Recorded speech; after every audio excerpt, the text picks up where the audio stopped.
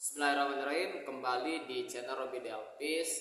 Kali ini saya ingin membahas tentang teori-teori pembelajaran ya. Jadi ibarat di dalam sepak bola, ketika pemain sepak bola melakukan permainan di atas lapangan, itu kan ada seorang pelatih ya yang memberikan teknik dan taktik. Nah, bagaimana formasinya, bagaimana pola menyerang, bagaimana pola bertahan dan seterusnya.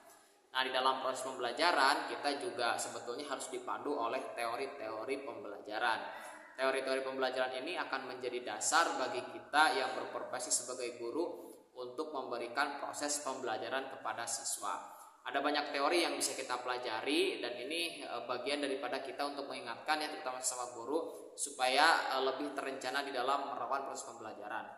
Oke, saya ingin bahas teori yang pertama, yaitu teori disiplin mental ya. Sebetulnya kan kalau bicara teori pembelajaran yang kita kenal itu dua ya madhab besarnya. Pertama adalah teori pembelajaran behaviorisme, yang kedua adalah konstruktivisme. Nah, padahal jauh dari sebelum dua madhab itu ada gitu kan, ada teori yang telah ada sebelumnya. Di antaranya adalah teori disiplin mental. Nah, teori disiplin mental ini sebetulnya merujuk kepada dua filsuf Yunani, yaitu Plato dan Aristoteles ya. Inti daripada teori disiplin mental itu sebetulnya bahwa setiap manusia itu punya potensi. Nah, dia punya potensi, punya sesuatu, punya kemampuan, punya kekuatan yang memang perlu dikembangkan. Nah, itu ya. Kemudian apa yang disampaikan oleh Aristoteles dan juga Plato ini yang dikenal dengan teori disiplin mental ini kemudian juga dikembangkan oleh beberapa aliran psikologis terutama. Salah satunya adalah psikologi daya ya. Nah, di sana dikatakan bahwa setiap individu itu memiliki sejumlah daya untuk apa? Mengenal, mengingat, menanggapi, menghayal, berpikir, merasakan dan seterusnya. Kemudian ada juga aliran lain ya yang kita kenal dengan Herbartism.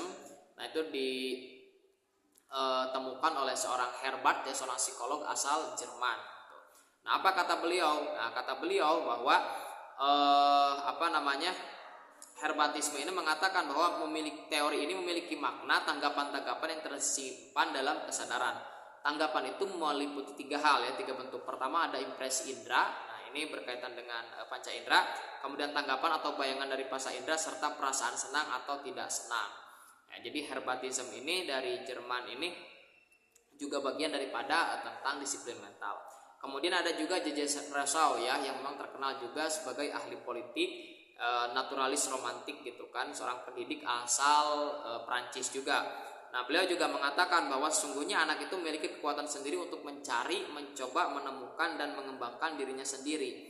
Nah, jadi teori disiplin mental ini ya yang dikembangkan tadi oleh para ahli baik psikologis mental dan seterusnya, itu pada intinya mengatakan bahwa setiap anak itu punya potensi, punya kekuatan, punya kelebihan yang perlu dikembangkan. Nah, maka tugas daripada kita sebagai pendidik itu adalah bagaimana mengembangkan potensi-potensi tersebut gitu ya.